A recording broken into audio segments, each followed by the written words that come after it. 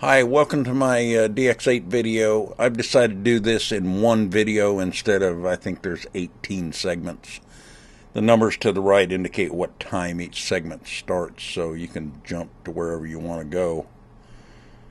I might have a little help from Mickey on this, just in case. Let's get started. First up is the system setup. Hold down your scroll wheel and turn on the power. And the first thing we're going to do is make sure our model type is helicopter, and I really suggest a data reset. Next we're going to go to our swash type and set that according to the manual on your fly barless controller if you're running fly barless. Switch select, I like to set these all to inhibit, and that way I can select what channel I want to use when I get to that particular screen.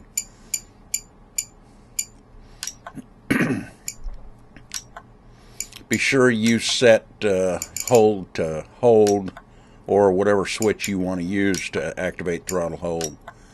Trim setup. Microbeast, this needs to be set to 0. I think fatality, you might want to leave them alone. The type common, that's the default, but you can also set it to flight mode, and I'll show that a little bit later.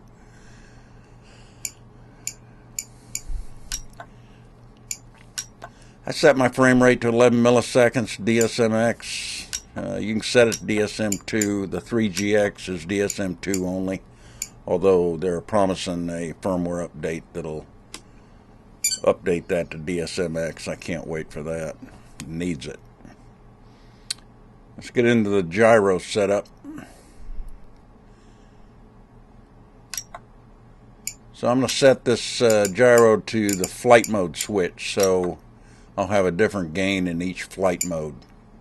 And I'm going to put it on the gear channel. In this case, 3GX, you're going to have to use the aux2 channel if you're using satellite receivers. If you're using a regular receiver, you can use the gear channel. So I'm setting normal here to minus 39, which is rate mode. And then I'm going to set stunt 1 and stunt 2 to some heading hold mode. And these are just starting points. You're definitely going to want to adjust these for each mode. I like to run throttle hold way up there. There's not a lot of vibration going on, and it can really take a lot of gain. So that's your gyro. It'll work. Now the governor setup, if you're running Nitro, is pretty simple, actually, straightforward. So I got that set to flight mode, aux2. If I wanted to use the gear channel, like for 3GX with 2 satellites, you can see here it's not available because I got the gyro set to gear. So just temporarily I'll set the gyro to aux3 and then go back to the governor screen and set that up for gear. Remember, that's just for a 3GX with 2 satellites. But I'm really using aux2, so I'm using the gear channel for gyro, aux2 for the governor. Now we just set up the appropriate number here for whatever RPM you want to run in whatever mode you're in. So let's say normal mode, I'm going to start out at 70. Stunt 1 will be a little bit higher, and stunt 2 a little bit higher still. And then I can fine tune those numbers. I always get started in normal and get an idea of where I'm at.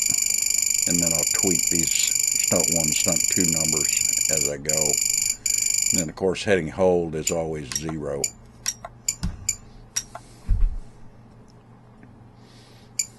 That's your governor. That's the pitch curve setup.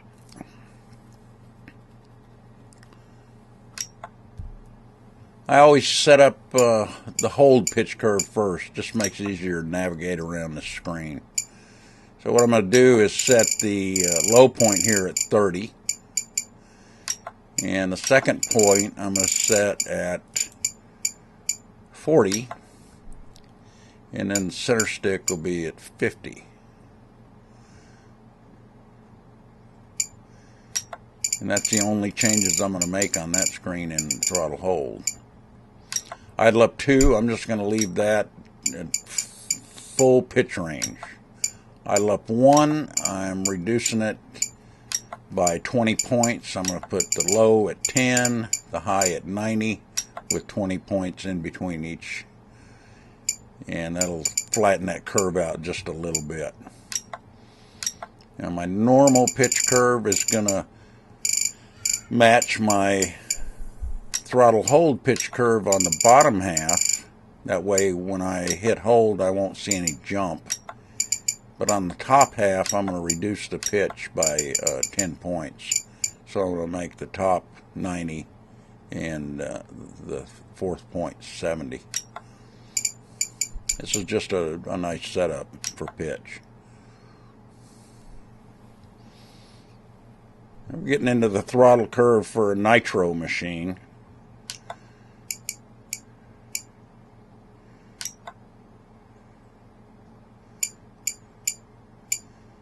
And again, I'm going to do hold first, and that'll be 0, obviously.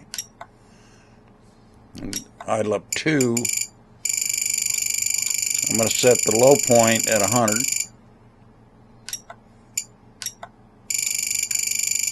And then the second point at about what I think will be a good hover percentage. And the center point, that's going to be a little higher in 2 than it is in 1. And then I'm going to drop that fourth point down to that hovering percentage. And that's idle up 2. Now, if you're running rev limit mode, you might want to raise that up just a little bit. You want to keep that up above the limiter, your RPM. But here in stunt 1, I'm going to do the same thing. I'm just going to set it for a little slower speed, just a hair. And when I do my initial flight, I might want to test it in idle up 1. And if everything's good and I think I can stand a little more head speed, I'll go ahead and flip into idle up 2 and check that out. Now normal, of course your low point's going to be 0, but the second point I think is critical. It needs to be up around 38 to 40%. And the reason for that is that you want to get your head speed up so that the blades are pushing down on the ground so your helicopter doesn't spin around on the ground as you're spooling up. So this right here makes a nice normal throttle curve. Now we'll set up a throttle curve for electric. Now using endpoints on your speed controller, you're just going to have a straight line. And of course in hold, you're going to have all zeros. And in idle up 2, you might set that at 90%. That's going to be really fast. Straight across, 90 all the way. Just a straight line. And my first flight, I'm probably going to stay in idle up 1, which is going to be set a little bit lower. Maybe 80%. And I'll get an idea of where I want to be as I climb out in normal mode, because that's going to be set to 70. So if it overspeeds there, there's no way I'm going to set anything to 90. So I'll adjust it as I do my test flights, and I'll get my head speed where I want it. But for now, this is the theory is just put one at 90, one at 80, normal at 70.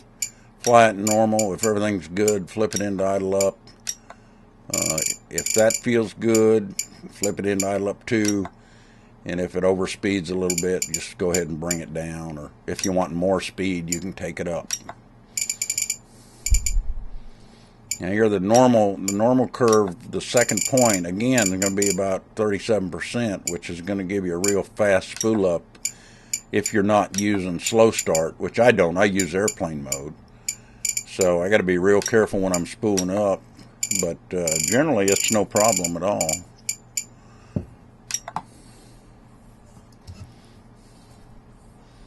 So I'm just going to set these last 3 points, center point, the fourth point and fifth point at 70%. And that's going to be my normal curve. So I can take off, fly around a little bit if I want to. And that's the throttle curve for electric. Next up, we're going to set dual rates. So dual rates in Expo, and I'm going to use the flight mode switch, which I prefer. I'm going to show you how to put it on a different switch too, but this is actually much better in my opinion. Sometimes my opinion isn't all that great, but so we set the switch to flight mode, and we've got the aileron selected. And in normal mode, we're going to put in 80% as our dual rate and 20% Expo. And now in elevator, I'm going to do the same thing, except I'm going to make the Expo 25% because usually the elevator is a little more sensitive than the aileron.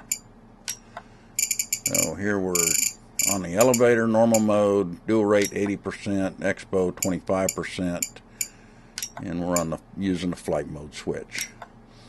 Now we're going to set the rudder. Rudder, typically you can leave that at 100% and make those adjustments using travel, but it's a real good idea to put some Expo on the rudder in all flight modes actually. I start out with 40 and then I fly it, and if it feels good, leave it there.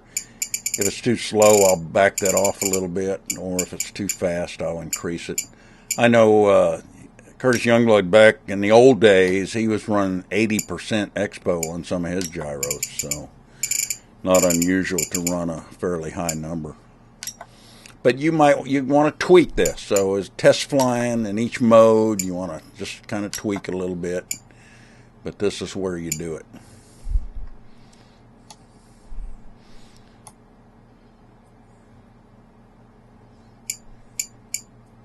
You can see here in normal mode, I got 80% dual rate.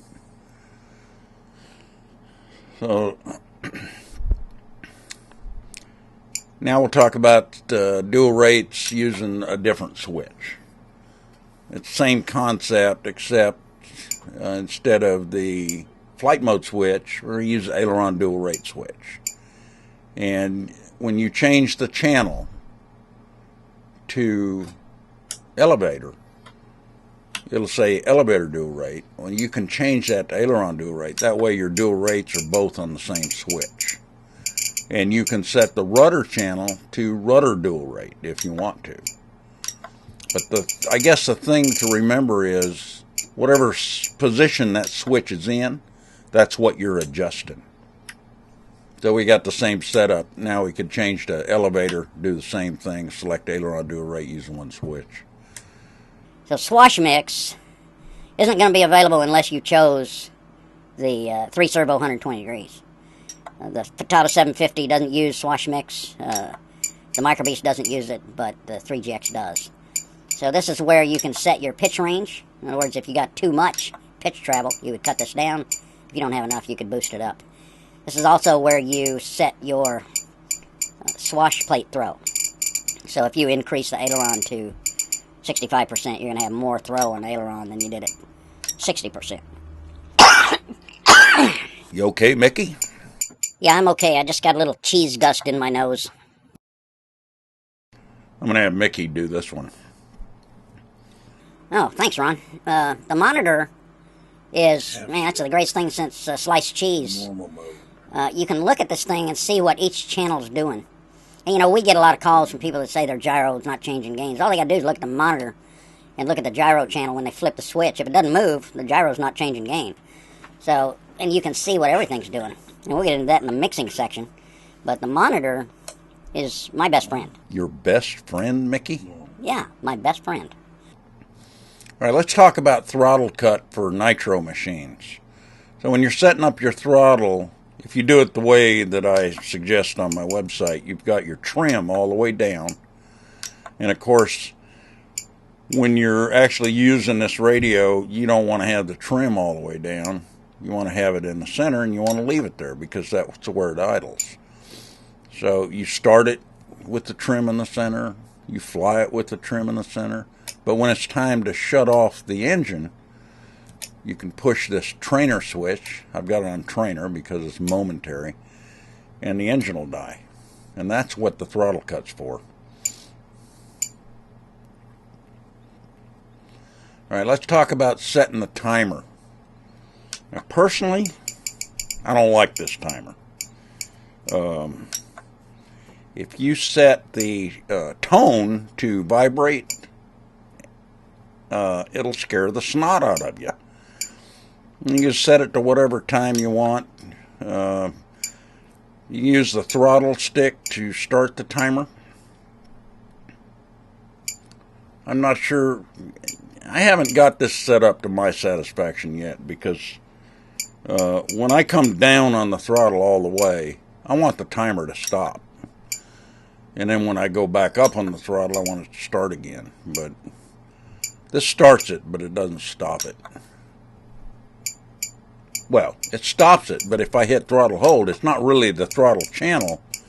It's the throttle stick that stops it. So it'll stop it, but not if I hit throttle hold. But I guess after I land and I'm full down, it's going to stop. But here you can see as I go up on the collective, it starts, and when I come back down, it stops.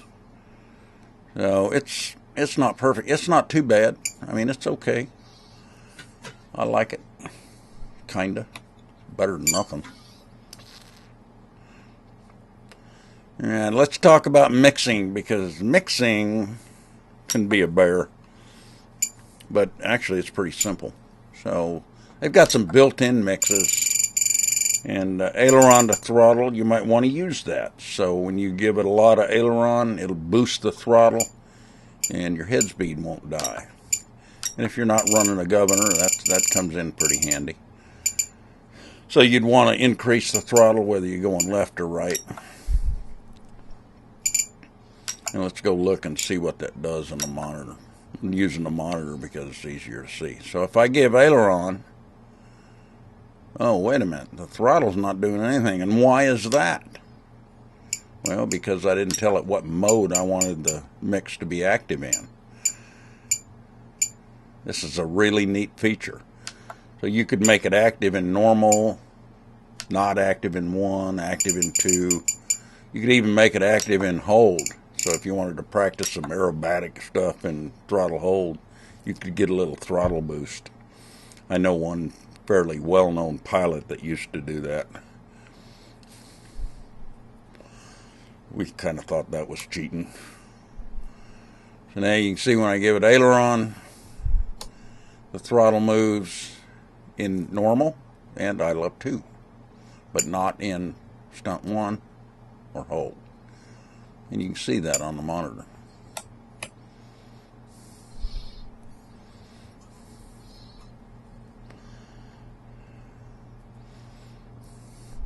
Now we'll do some fancier mixing, not really, but it's still pretty simple.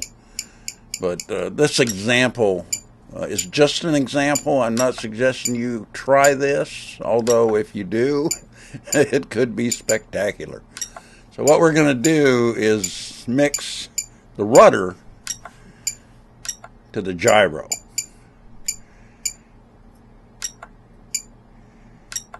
And we're going to, as we give it rudder, we're going to reduce the gyro rate.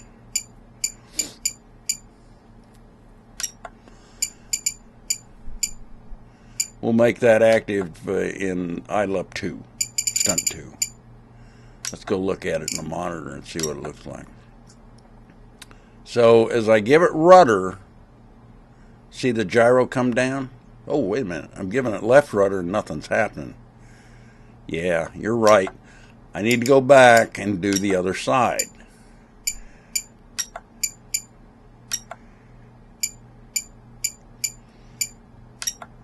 There's the other side. No markings, but there it is. So we're going to do minus 44 on that as well. Now listen, if you really do set up a mix like this, when you hit that rudder full over, your machine is going to spin like a ceiling fan. This is a fun mix. You ought to try it sometime. By the way, we sell parts. You might need a lot of them. But that's just one example.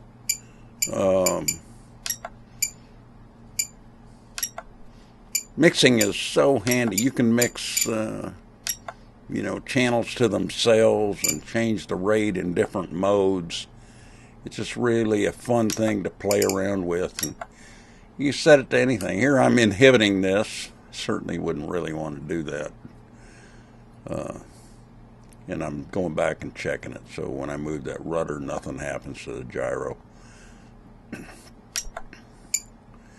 Now, if your helicopter doesn't pirouette fast enough or it pirouettes too fast, this is where you adjust that.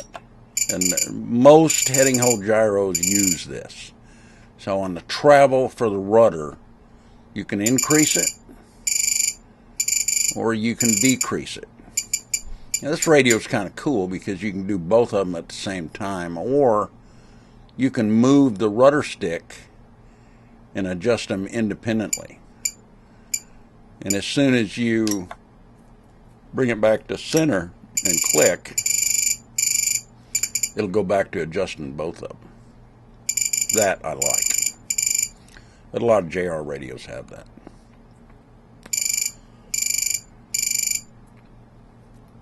You can go different rates for right rudder or a different rate for left rudder, or you can drop them all at the same time or raise them up.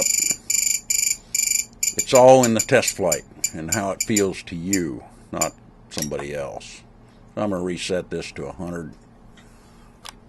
And the next and last thing we're going to talk about, I think I'm going to have Mickey talk about this. Yeah, we're going to talk about tail curves, and you don't want to use them. Back when I was a young mouse, we had these things called rate gyros, and you had to use this. And as you increase the collective, it would add some right rudder. But with these heading hold gyros, you don't use this. And if you use it, it'll be just like my cousin got in your gyro and set up camp. You'll know something's wrong, because it'll be going all over the place. Thanks, Mickey. Oh, it's my pleasure, Ron. If you liked it, don't be afraid to hit that like button. Yeah, hit the like button.